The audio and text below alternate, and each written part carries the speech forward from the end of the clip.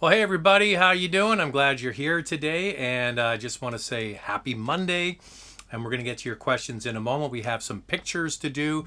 I've been forgetting to tell you where to send the pictures. It's Zach at motormouth.ca, ZACK at motormouth.ca, or ZACK at motormouth.ca if you're from the United States. All right, don't forget to sign up to Car Cost Canada, the main sponsor of the channel, and become an expert member.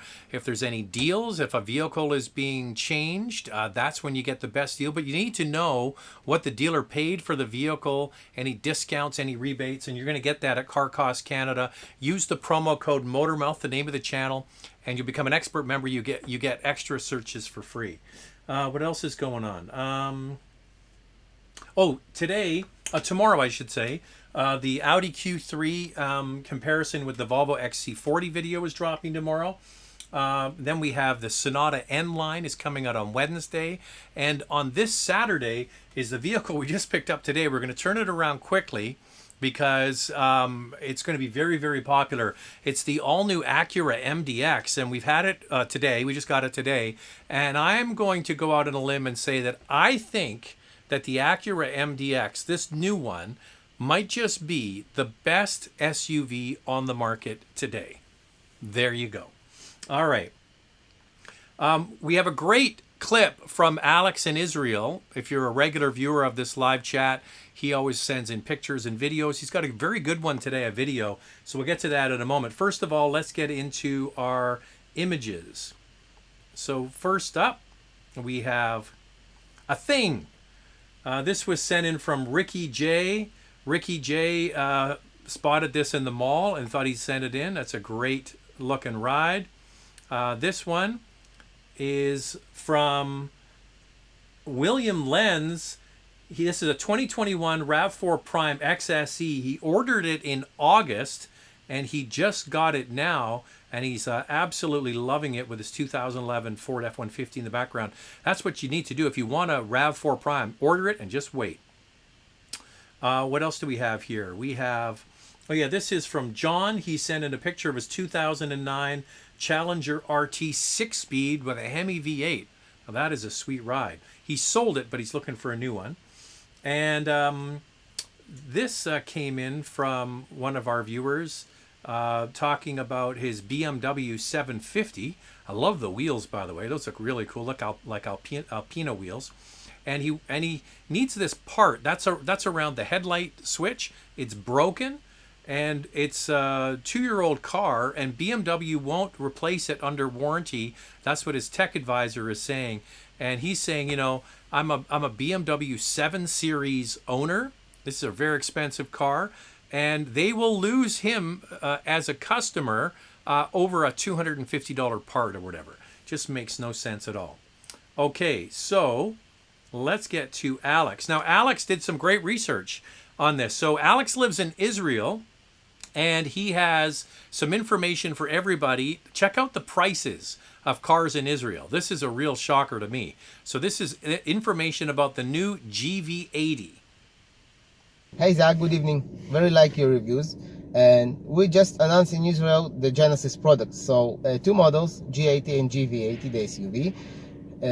You said in Canada you get 3-row SUV GV80 only on the high-spec top trim model, and we get GV80 only with one engine, 3-liter straight-six turbo diesel, 278 horsepower, 600 Newton meters of torque. 0 to 100 in 6.8 seconds. It costs $154,000. Main competitor, I make some numbers, it's Audi Q7, 3-liter diesel. It's 296 horsepower, 610 Newton meters of torque. To 100, it's 6.2 seconds acceleration. Standard, both of them, and 7 seats, GV80 and the Q7 here in Israel. The price of Q7, it's $182,000. So it's difference $28,000 between these two cars. And the other competitor is the GLE 350D. So it's 272 horsepower, also 610 Newton meters of torque, 6.6 seconds to 100 kilometers acceleration, and it costs $208,000. So it's way more expensive than the Genesis and the Audi Q7. Did you drive the diesel one? I shortly hope gonna drive when the press car's gonna be out, and I wanna like your thoughts on the diesel. Thank you. So there you go. That's Alex doing his homework for us on the channel. I can't believe that a GV80 in Israel. Now he converted from the currency in Israel to US dollars. So the diesel GV80 in Israel is $154,000 and a GLE diesel is over 200 grand. That's amazing. So Alex, to your point, we do not get, excuse me, the diesel, which sounds fantastic. An inline 6-cylinder diesel, perfect. I absolutely love diesel engines in SUVs. We only get the 2.5 liter 4-cylinder turbo and then the larger 3.5 liter 6-cylinder turbo in the GV80 here. But so much cheaper, like the GV80 in Canada starts at $65,000 and goes to $85,000. So I can't believe what you pay for cars in Israel. That's crazy. All right, so thanks. If you want to get a report in or you want to send a video or a picture of your car, send it to zach@motormouth.ca. All right, let's get into our questions and see where we're at. Hey, Zach, thanks for sharing my car and watch pics last week. Question, given the higher resale value of the BMW 2 Series Coupes, 2-door, not the 4-door, would you suggest purchasing, not leasing? Well, you don't have to worry about it either way, because when you lease a vehicle, if the vehicle has a high residual value, meaning it holds its value over time, that is factored into the lease price. So we'll pick a round number, and these aren't going to be the right numbers for this car. A $40,000 car, if it has, after 4 years, a 50% residual value, after 4 years at 50%, the value of the car will be $20,000. Right? So a vehicle that has a higher residual value might be $23,000 or $24,000. One that has a lower could be $17,000, $18,000, even $15,000. So the higher the residual value, and you're telling me that the 2 Series, and I know this, has good resale value, that means you're going to pay less per month. So you win both ways. If you purchase it, great. If you lease it, you're going to get a better lease deal because they can lease the vehicle knowing that in 3 or 4 years it's going to be worth more money. Oh, come on in. We have a visitor. Jack, have a seat. What have you got for me? Pacific Pilsner? Attaboy. Have a seat. So people want to know your thoughts on sports. Well. Oh, by the way, nice hat. Yeah, thank you. I have my. What's going on with the Blackhawks? They started sucking and now they're good. Well, they have 4 rookies that are like random guys from Europe that are all like really, really good all of a sudden. So that's good. Kane scored his 400th goal. And what's going on with Taves? I don't know. They haven't said anything. He has some illness. He's not playing at all. No, hasn't played. Neither is Doc, our 2 best centers. Okay, now what's going on with the Canadiens? Are they going to get a new coach? Well, they have to. You cannot have a coach. Patrick Waugh? Wasn't he there before? Yeah, a long time ago. I don't think he'll. No. He was in Colorado. Colorado, yeah. He's in Colorado. Anything else? Basketball, the Suns. I know they probably don't care about the Suns, but they are 1 game off from the second best record in the league. Well, look at you. You got the flow. He's got the. Yeah. You look like you could be playing hockey. I don't, but yeah. Okay. So that's Thanks for the beer. No problem. So, oh yeah, I'm not taking it. There you go. See, Jack complained last week at dinner. He complained that his screen time wasn't enough. No, I didn't. Yeah, so we're giving you more screen time now. Sure. This is good beer, by the way. This is Pacific Pilsner. I had never bought it before, and I was at the liquor store, and a guy was getting it, and I said, "Is it good?" He goes, "Oh yeah, it's really good. It is." This is from Prince George, British Columbia, friends. All right, back to our... so John, by the way, who sent in the picture of his Challenger, here he is. I just saw a 19 Murano SL all-wheel drive with 230,000 kilometers for $35,999 at the dealership for sale. Only used for test drive, 2 years. Oh, so it has only 230 kilometers on it. Your opinion? Well, there's going to be a new Murano coming. It would have to be some crazy good deal. I don't think even at $36,000, if it's a 2-year-old car, So what you need to do is go to Car Cost Canada and see. Also go to Canadian Black Book and look up the value of it. But it would have to be a really, really, really good deal because the car's 2 years old now and it's brand new. Hey, Zach, I was wondering when your contributor from Israel is located with the winter and summery weather almost the same time. That's right, Barry. So last week, Alex sent in pictures of a snowstorm they had in Israel and pictures at the beach. So maybe Alex will watch this and let us know. The Habs will be visiting the Canucks next week, so maybe Vancouver can be great hosts and give the Habs a couple of wins. They could really use the help otherwise. It's probably a pretty good bet that the Habs are going to beat the Canucks because it's pretty bad right now in Vancouver. It's the worst start for the Vancouver Canucks since the Mark Messier era, and those were dark days. Velocity. Hey, Zach, watch question. Is a Tag Heuer brand deserving of the seemingly bad reputation in the watch world? I would suggest that for your money, there are better watches to buy. They do have some nice automatic watches. I don't mind some of the Carrera line. Of course, I like Carreras. But they have the Carrera line. There's some of them that are nice. There are some of the higher caliber automatics that are pretty good. But the problem you have is if you're going to buy a Tag Heuer, and you're going to spend, a couple of $1,000s on it, it's just not going to hold its value. With other brands, you can buy a watch, and if you get tired of it and you want to move it along, you can get a lot of that money back. And in some cases, the watches will even go up in value.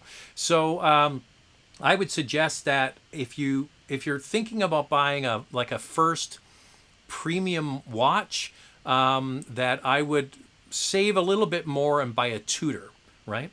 So Tudor is the less expensive line of Rolex, and they make wonderful watches that hold their value better. Hey, Zach, thinking of buying an 11 Mercedes R-Class. I haven't heard any horror stories about the R-Class. I have heard many horror stories. Are these stories true? You know what? That vehicle has been out of production for so many years. I would go by what the internet tells you. Go to a web forum and find out what other owners think of them. There's a woman, a doctor lives down the street from me, and she's got an R-Class and she's had it for years. It's a diesel too. So I would defer to the masses on that. So just find a Mercedes-Benz web forum and ask questions about that. Okay.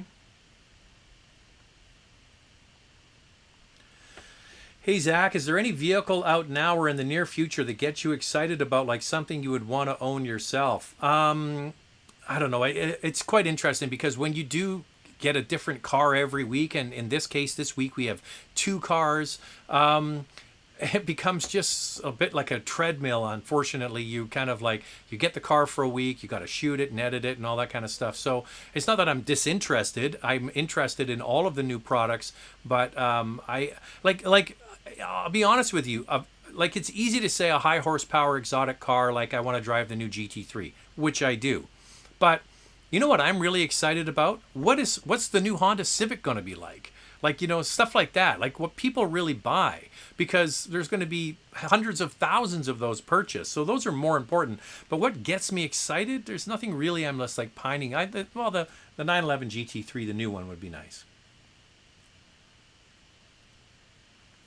Do car reviewers need special insurance when they take delivery of a vehicle, or does the regular insurance cover any accident or damage that might happen? So it depends on where you live. In the province of British Columbia, where I live, the vehicles, vehicles in British Columbia have to be insured separately. So if you have 3 cars in your family, each one has a separate policy. In other places, you can have one policy that covers all of the vehicles. So when I get a vehicle from a manufacturer, they have the insurance on that car. So the liability insurance is the big one that they carry.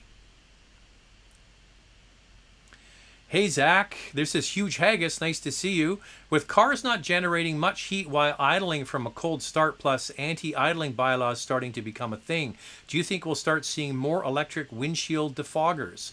Yeah, it's something that has been around.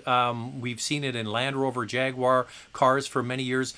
Somebody else mentioned this a while ago, and other people had chimed in with, these little elements. Actually, it was the Kia.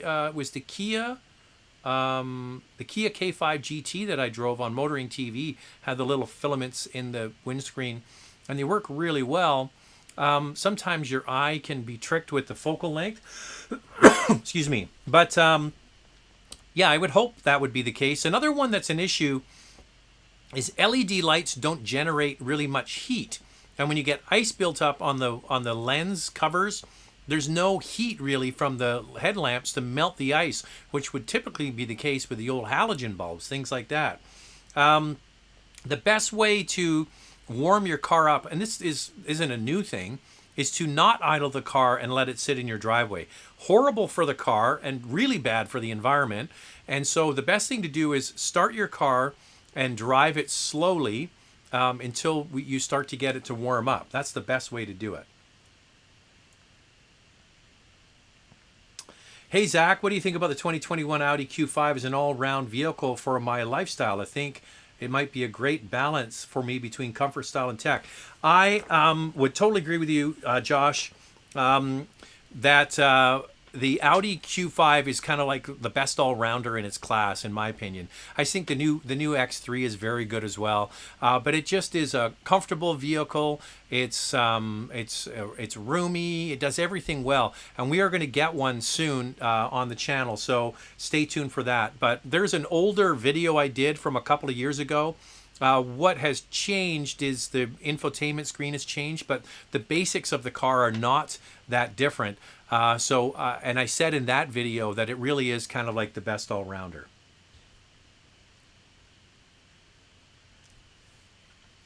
Would you recommend the Range Rover Sport or the Genesis GV80?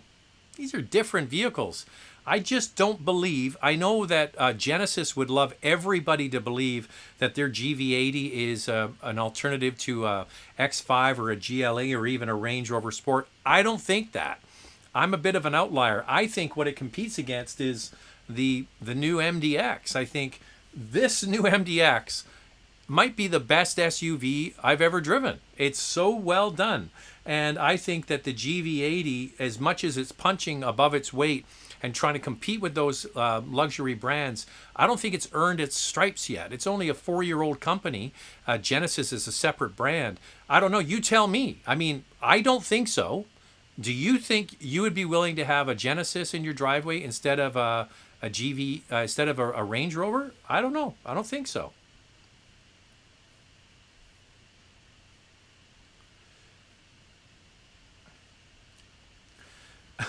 I almost made a joke on social media about Tiger Woods having his unfortunate accident, and hopefully he's going to have a speedy recovery, with the Genesis GV80 rolling end over end. It obviously rolled end over end because the doors and the sides of the vehicle were not, when all the pictures I saw of it, dented in. It was the front and the back that took the brunt, so it makes it seem like it went end over end.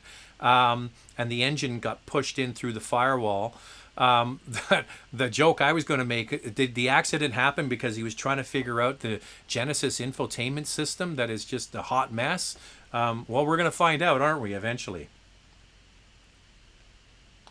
I love the MDX. I don't know if have any of you seen it in person? Because I just picked it up today. I've only seen pictures of it until today. It's really nice.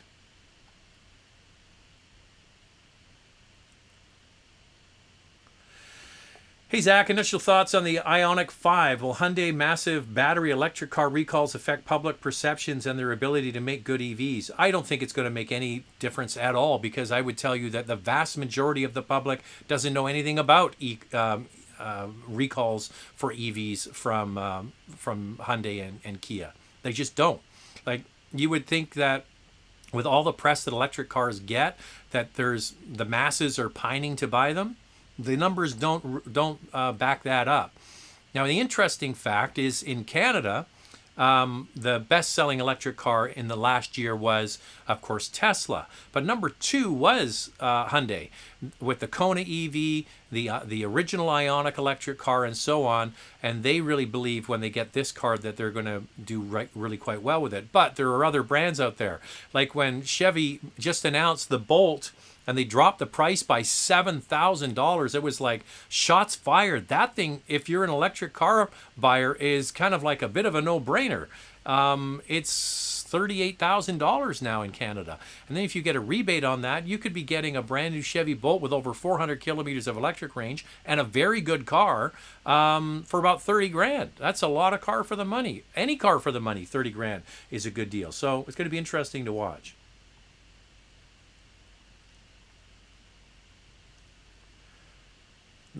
So Bradley and this other guy, Arshan Gill, are going back and forth about the MDX and the GV80. Like, I'm here to tell you, I have driven the GV80 and I've driven the MDX. In my opinion, the MDX is better. It just is. I just think they did a fantastic job. Hozboz, are you going to sing for us tonight? I really enjoy the video. So if you missed it, when we did the Bronco Sport, I did sing Ebony and Ivory. You don't want to repeat that. That's a good Pilsner. I like a good Pilsner. Why can people buy a car direct from manufacturers? Why do we need dealerships? Well, because they've set up their whole business model that way. You know, Tesla's trying to break that model. Genesis is trying to go direct to the manufacturer, but you have to fulfill the actual deal at a dealership or one of their fulfillment centers. But dealerships are still going to be vitally important, especially for people to service vehicles. They're going to have to go somewhere to get their car serviced, especially if there's any major problems. The dealership's going to be the best one to fix it. But basically, it's a system that's been set up. And I bought a car from, who did I buy a car from? Honda. This was in the 90s when Andrea and I first got married and first bought this house. She was in sales at Pepsi, and she had a van that they supplied her, and then they took everybody's van away and said, we're giving you a car allowance. So I phoned a Honda rep here locally, and I said, do you have a Honda Accord or something that's coming off the press fleet? And I couldn't buy the car from them. They had to sell it to a dealer, and then the dealer sold it to me. Now, they only marked it up like $500 or whatever. But yeah, dealers cannot sell directly to the public.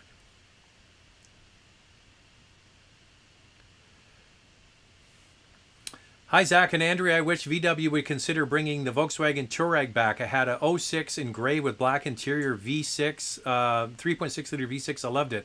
Please bring it back. Go Blackhawks. All right, I'm with you on that. The Tiguan is a great product. I mean, I have owned 2 Cayennes now, same platform. They're really great products. Unfortunately, the price of the Tiguan, not the Tiguan, so the Touareg, I'm getting confused with my Volkswagens. The price of the Touareg really got quite high in comparison, and they have a new one in Europe that is absolutely beautiful, but yeah, there just doesn't seem to be an appetite for it, so they went for a bigger but less expensive Atlas. But yeah, they're wonderful products. My advice to you is, if you like the Touareg and you like that whole idea and that size, buy a used Cayenne. There's lots of them out there, and they're great products, even with the same engine. The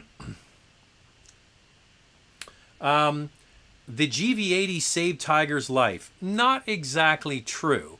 The seatbelt saved Tiger's life. I think if you put Tiger Woods in any sort of similarly sized luxury modern SUV and he was wearing a seatbelt, the outcome would have been very similar. The car saved his life, sure, but the seatbelt is what saved his life. You can't say that if you've been driving a Mercedes-Benz or a BMW or a new MDX that anything other than what happened would have happened. We don't know that. But I don't think that's true, that it's all because of Genesis. Would you buy a new Honda Odyssey or Toyota Sienna? Toyota has better fuel mileage, but Honda has a nicer interior with leather and nicer, softer plastics. Well, it sounds like you want me to tell you to go and buy a Honda. Go buy a Honda. If you don't like the Sienna, buy the Honda.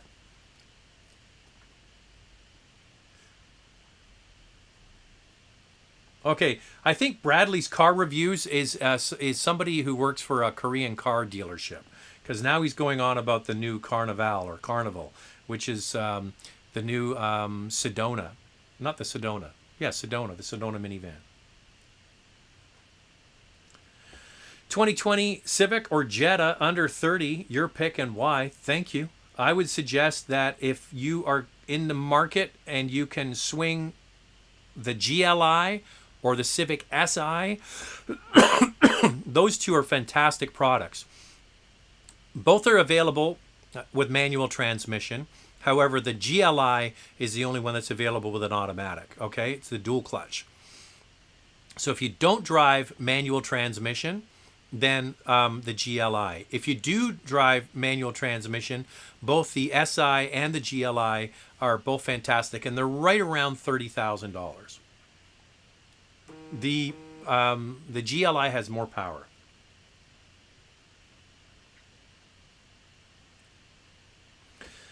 Hey Zach, did you hear that the Outlander is now a platform sharing with the Nissan Rogue? Nissan and Mitsubishi working together now. Well, if you're not keeping up, the alliance has spread. So it used to be Nissan, Renault, and then about 2 or 3 years ago, Mitsubishi joined that alliance. So that is part of a bigger group now.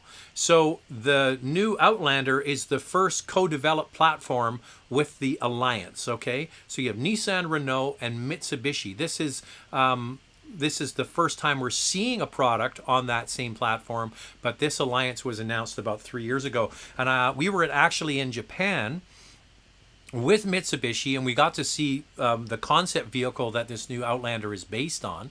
And we had the president and CEO, or the chairman of Mitsubishi, and this was just after it was announced that this merger had taken place, and they were talking about how Mitsubishi is going to have its own identity, but they're going to be able to use the toolkit they have at their disposal.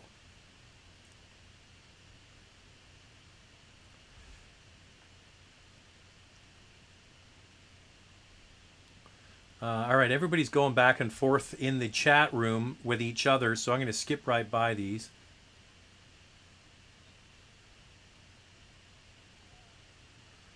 Hi,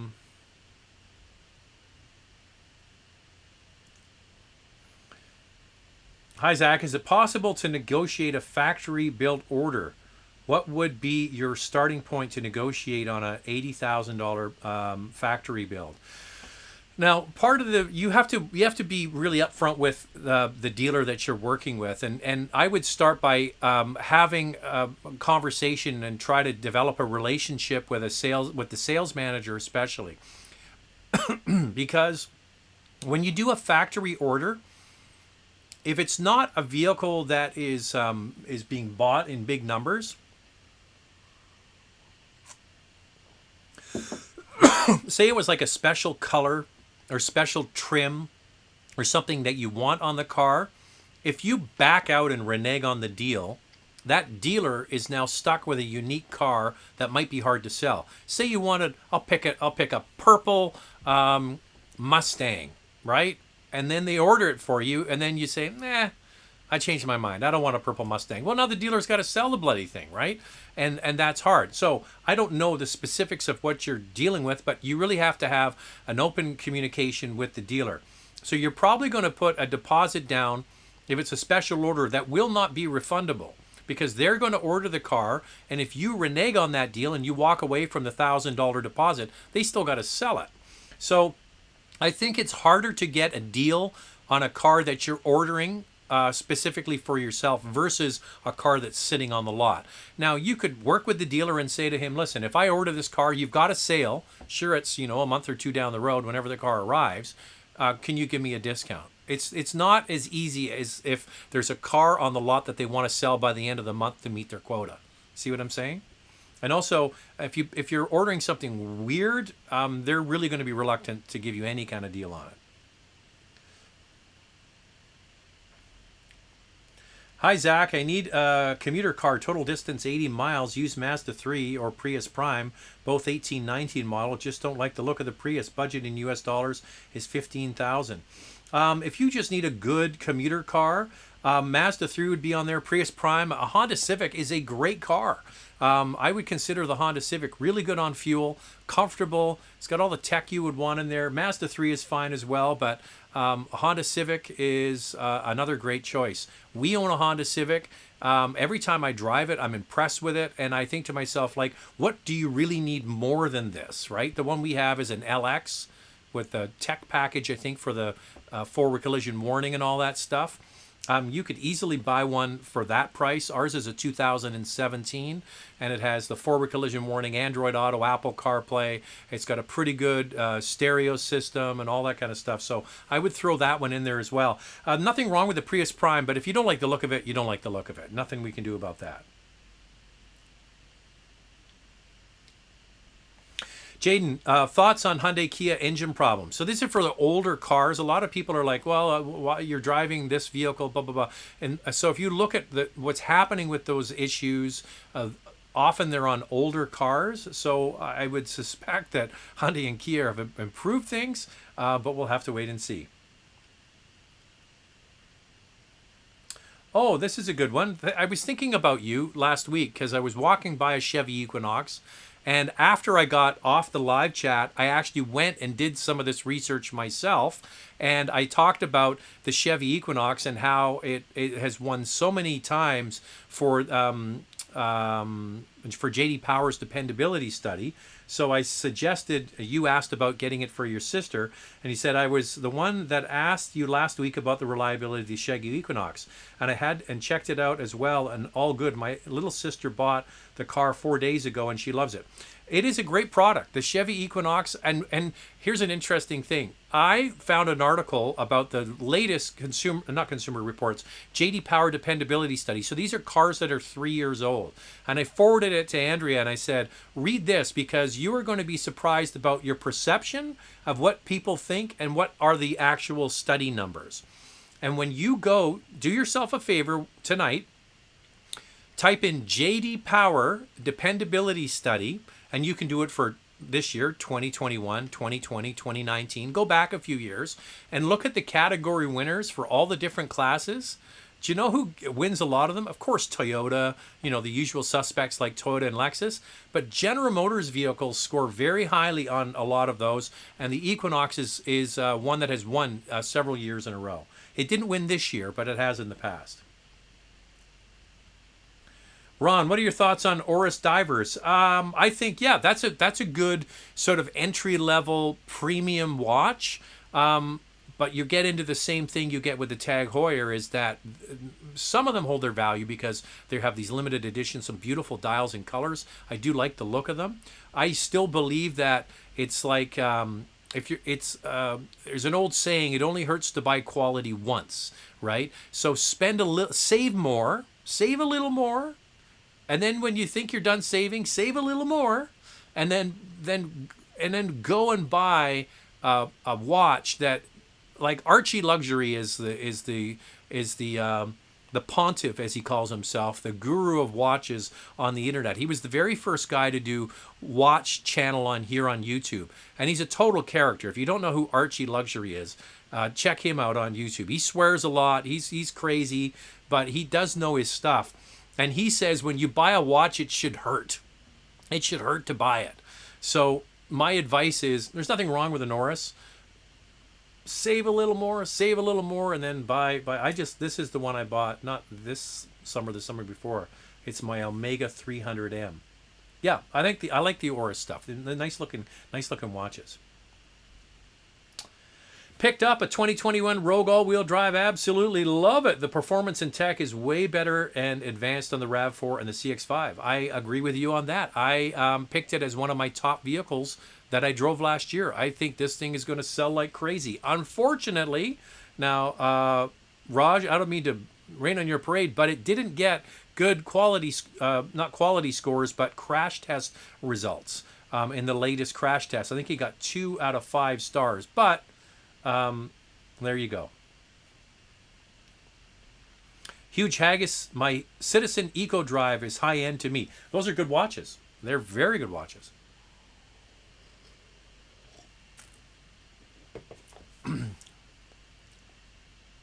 Rogue versus Outlander. Well, I'm getting the Outlander in a couple of weeks. It's on the ship coming from Japan right now. I'm actually hoping to go down to the port and get it right fresh off the boat.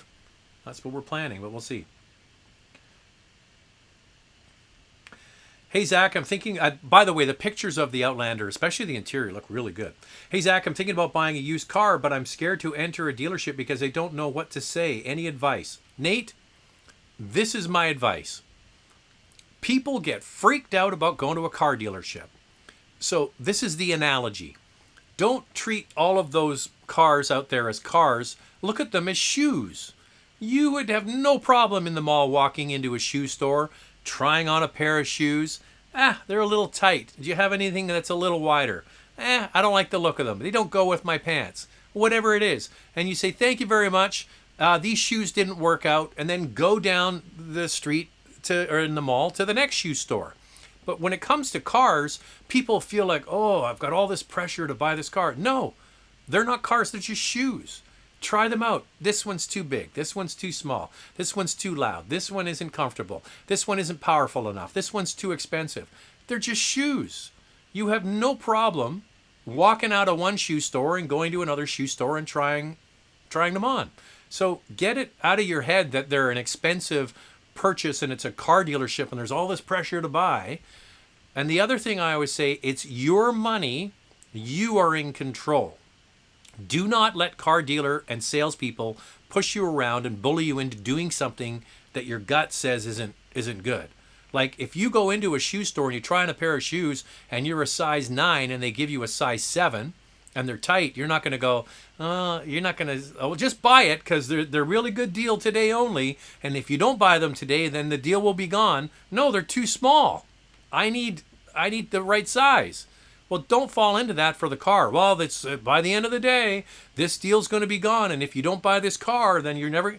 don't fall for that crap. It's your money.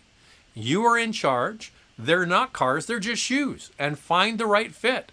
And when you find the right fit, then just say to them, yeah, I think this is the right pair for me. I'm going to buy this. But don't get freaked out. People get freaked out because they're on a car dealership. Just get that whole thing out of your head. It's all in your brain.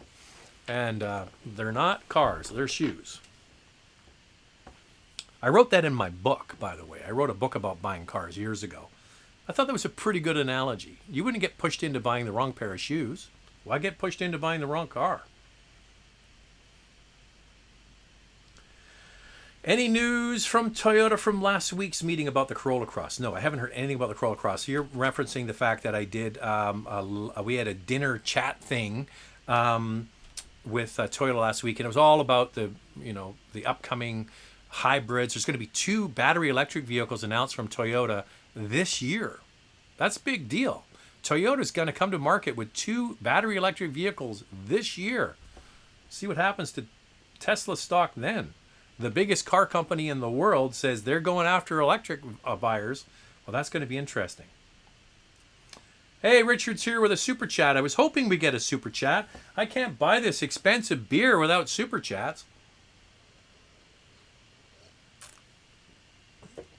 All right, Richard's saying, hey, greetings from Alberta. I got a 17 XT5. To date, I've been to the dealer 4 times for the same issue. Never had this issue with Volkswagen or Acura. I don't know. Richard, I'd love to know what the issue is. And one thing you can do, go to a different dealer. I mean, just don't go to that dealer. Go to another dealer. Sometimes you just get techs that don't know what they're doing. And if it's an issue that can't be resolved, you want to escalate it. You want to go to a regional tech supervisor. So for every brand, there is some tech guru that goes around to the dealerships and fixes the hard-to-fix cars. So when you're on the phone with your service advisor, actually ask to speak to the service manager. And just say to the service manager, when is your regional tech expert going to be at the dealership? Sometimes they'll do virtual calls, so they'll be able to, but there is somebody they can escalate the problem to that maybe has more insight into the car. So try that.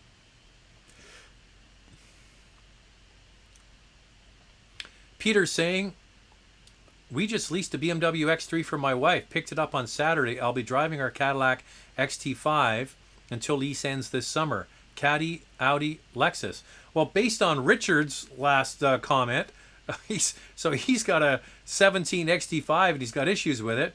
And you're asking me, here, Peter, reply to Richard and tell him, how your experience has been with the XT5.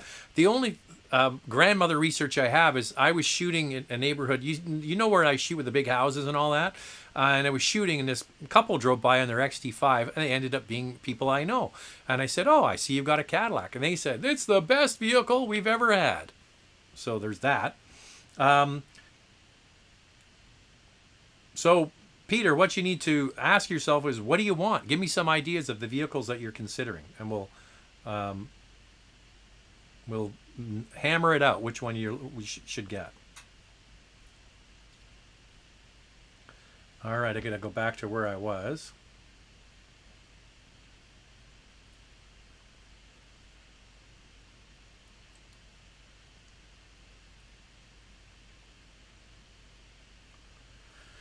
Josh is back again. So will Bronco Sport eat into Ford Escape sales? I think it's a cooler Escape. Reminds me of the boxy years. You know what? I didn't think of it when I saw the Bronco Sport for the first time. But other people pointed it out, exactly like you're doing, Josh. It kind of looks like the very first Escape. And the interesting thing is, the Ford Escape was the best-selling small utility in Canada until about 4 years ago. And then Toyota really took off because they added hybrid. And hybrid sales, they were incremental sales. So they had their gas versions they sold. Then you added in the hybrid. And now you've got the plug-in hybrid. So RAV4 is clearly the winner now in the compact space. And Ford sort of fell back. This was just after the financial crisis. They used to have the best-selling vehicle, and it fell down. I think it's in third place now behind the CR-V. But it does look like that original Ford Escape. And I agree with you. I think that there's going to be a lot of people going to the Ford dealer and they have the sleeker, rounder Escape and then the boxy Bronco. But I think that's why it's a 1-2 punch for them.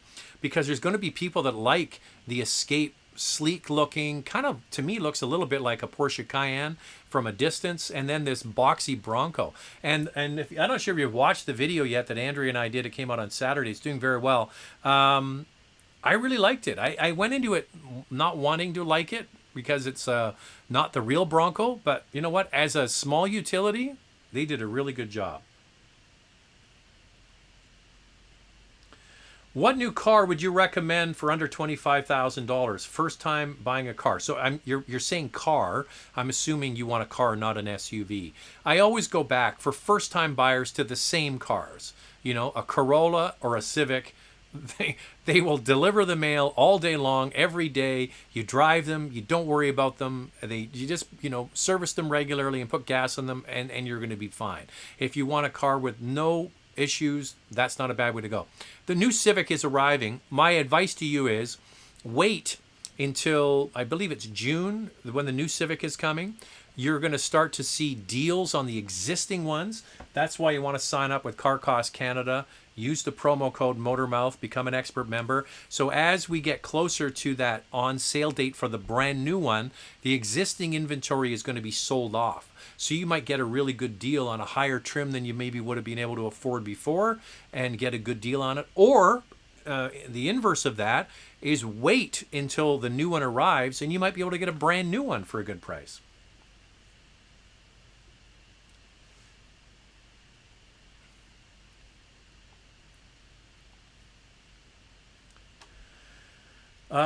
Just bought an Audi A5 Sportback. Nervously excited. Maintenance fees worry me a bit. Guess time will tell if it's a good purchase or not. We had an Audi for 4 years. It was one of the best cars we ever owned. And it was an A7. So an even more technologically advanced car than the A5.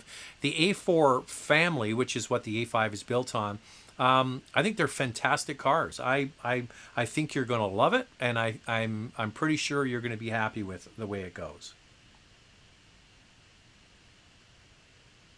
Somebody just recommended, back to the initial question about first car, a Corolla hybrid. It has good fuel economy.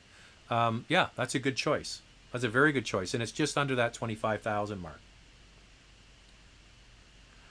The electric front windshield defogger is a great feature option on my Volvo V60. I just don't know the replacement. Yeah, the replacement cost is something. Yeah, depends on where you live. Like if you live in the prairies where windshields are replaced regularly, that's not what you want. Hey, Zach from Quebec City, what are your thoughts on the leaked Lexus NX 2022 pictures? Yeah, there was pictures going around of the new Lexus NX. Not a shock. It is kind of what you expect it's going to look like. So that's the vehicle that is now going to be made in Canada at the Cambridge facility where they make the RAV4. So on the same line, they're going to add in the Lexus NX, which is based on the RAV4 platform. So yeah, we'll have to wait until we get all the details and get a chance to drive it. But it doesn't look like it's far away now. By the way, Peter has a follow-up question. He's looking at another XT5 or 6, the Q5 or Q7 or the RX 350. I really like the XT6. I thought it was really good. I like the XT5, but I think the XT6 has the more updated head unit versus the XT5. The Q5 and the Q7 are fantastic choices. There's nothing wrong with any of those choices. So what you need to do is get out there and drive them and see which one you like. There's a big range in prices there, though. I don't know which one I would pick of that bunch. I will tell you, though, that you can go and watch Andrea's review that we did together of the XT6, and she was very impressed with it. Now, you're a Cadillac owner already, so I have no problem getting into one and trying it for yourself. But, yeah, they're all good choices.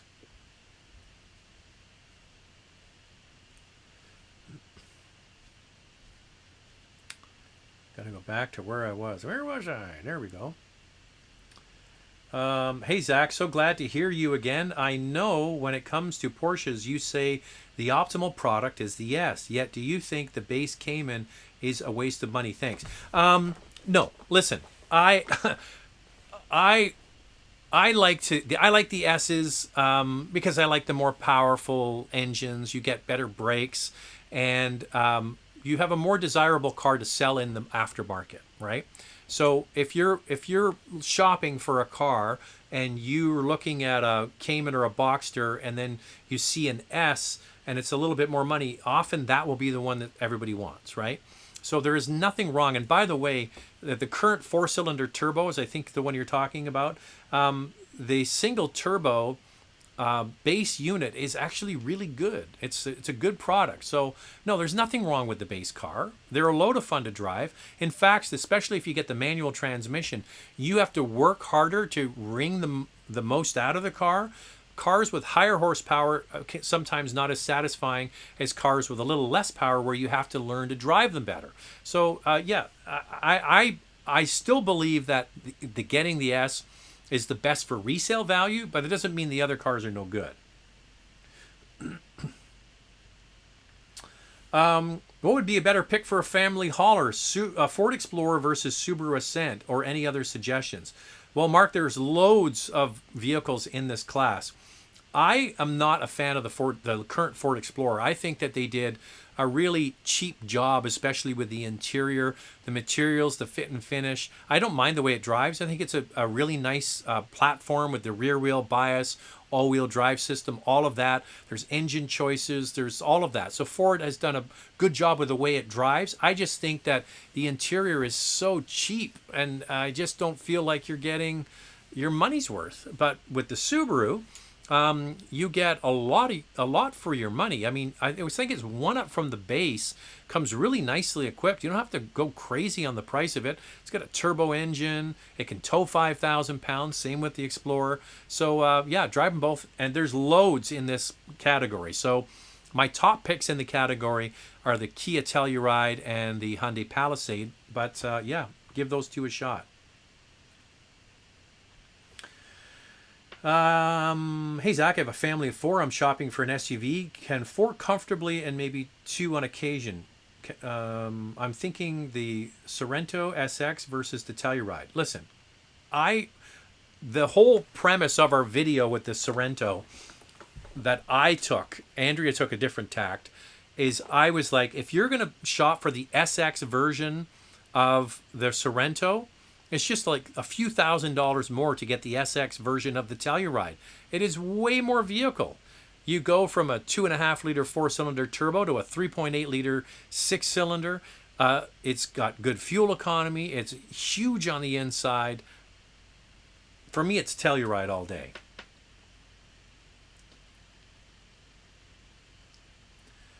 Florin is saying, I know you have a Tacoma. If you would be in the market now, what would you get, new or used, and what trim? I mean, if you could get a TRD Pro, that'd be pretty cool to own. If I was buying a mid-sized truck today, I like the General Motors trucks. I think they're actually pretty good. The mid-size, the Colorado and the Canyon, they're very comfortable. But the Toyota, I mean, they're so expensive, especially used. Yeah, but if you could afford a TRD Pro, why not? Why do automotive journalists have unrealistic expectations for Toyota Lexus to be fast, sporty, luxurious, exciting? Does not being fast, sporty, luxurious, or exciting make them bad? No. I think what you're missing the point. The criticisms a lot of people have about Lexus, especially, is the vehicles have been left to sit for far too long. Like the Lexus IS is an old product, and now they've updated it with their new one, and it's basically the old car. The NX has been in the market for years without really much change to it. It's an old product now. You can go through their lineup, and the Toyota products, especially on the truck side, are ancient. The Tundra, the Sequoia, the 4Runner, and so on.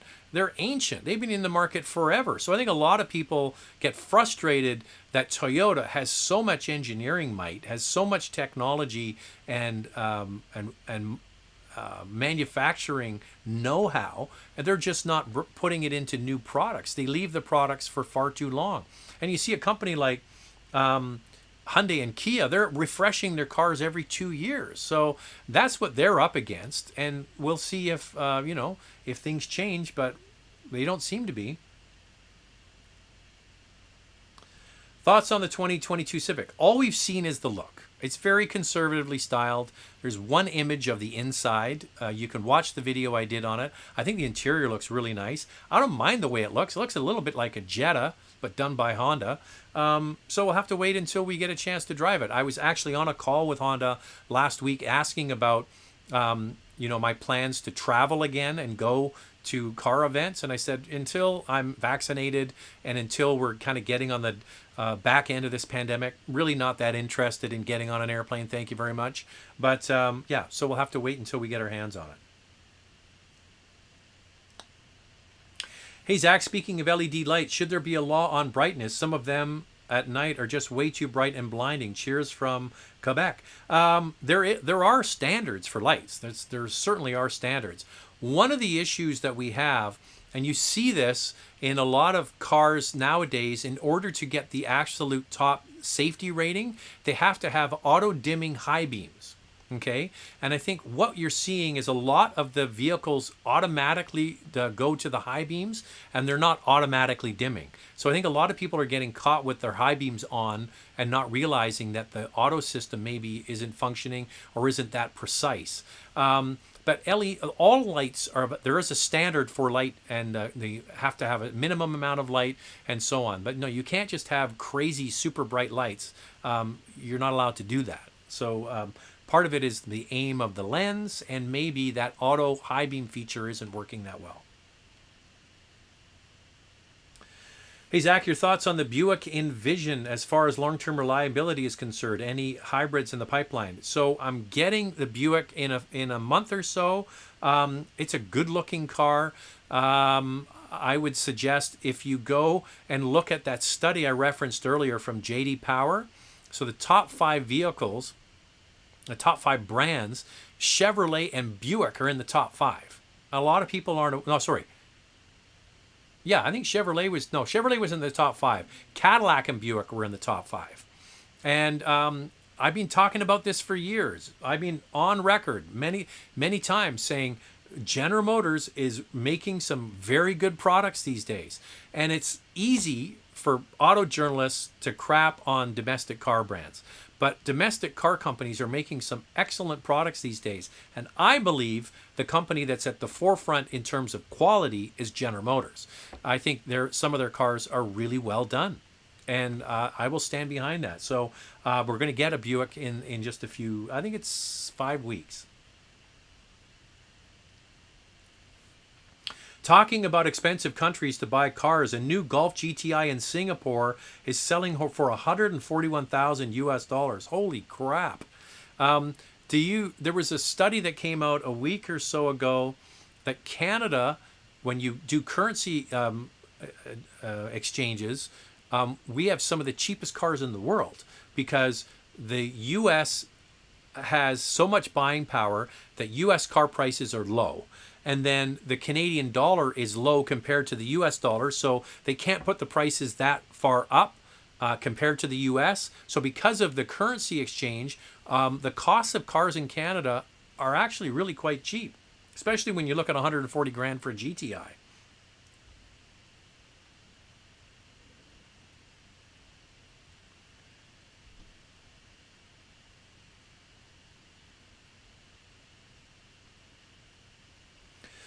Do you think the V6 engine is going the way of the dodo bird with so many four-cylinder turbo engines being used? Yeah, eventually that's going to happen. Like, for example, picked up the MDX today, same old 3.5 liter 6-cylinder, 290 horsepower, super smooth, new 10-speed automatic that is, oh, so good. I'm telling you something.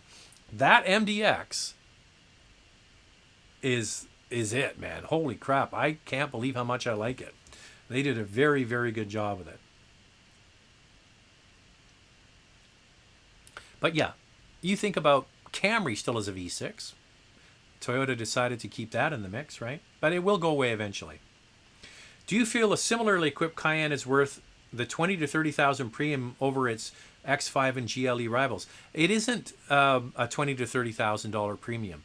If you actually go and you cross shop with the BMW and the Mercedes, it's not that far out of whack. I don't think it's that high. It's a little bit more expensive, but it's not that much more expensive.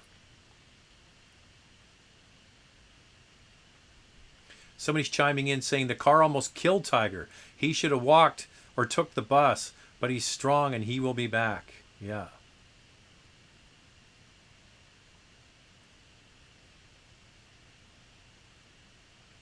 This is a good question. Hey, Zach, how long is this car chip shortage we hear so much about going to take to resolve? So this isn't just a car chip shortage. It's a computer chip shortage worldwide. So when the pandemic hit, a lot of production got clamped down, as we know. But then a lot of businesses like the car business roared back. When economies started to open up, we saw a huge explosion of sales. And the chip manufacturers are having a really hard time scaling up and getting the backlog of orders done. Now, you would think that the car industry is such a big industry, they're one of the biggest buyers of chips, but no, actually not the case. So the demand for these chips is worldwide for all industries, and the auto industry is just going to have to wait its turn in line with everybody else. So it is going to take some time. I was on a call with a car manufacturer today, and we were talking about a specific model that they might want to send us to drive, but they said we're going to have to wait and see if we can get the car due to this chips issue. So it's going to take a while. The latest estimate I heard is that there's almost 1 million vehicles that have not been made because of the shortage. This is worldwide, considering that it's an almost 100 million vehicle market around the world. It's still not a huge number, but it is affecting many brands.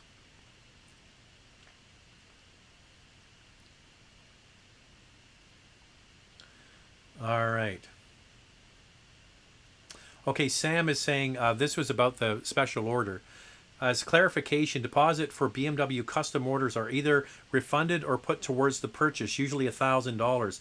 Did that on an X5. Also, Sam's chiming in on that. That's exactly what I said, is you're going to have $1,000 deposit typically. Now, it depends on how wild the special order is. But if you want specific features in a car, you have to think about if you didn't buy it and the dealer was stuck with it, would it be hard to sell? So think about that.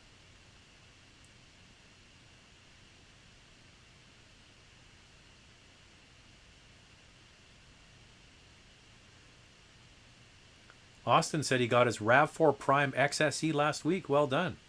Okay, I am up against the clock here. Don't worry, if I don't read yours on the air, I still read them all. Not to worry about that. And so tomorrow, the Audi Q3 video comparison with the XC40. And then peeking its nose out there is the Sonata N line.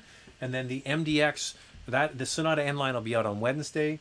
And then the MDX video will be out on Saturday, full review on that. So we're getting cracking, shooting that tomorrow and turning it around as quickly as we can. Thanks to everybody that took part in the live show. Don't forget to sign up to Car Cost Canada. Use the promo code MOTORMOUTH. Become an expert member. Become an expert. And I'll speak to you next Monday. Enjoy. Keep watching, and thanks a lot.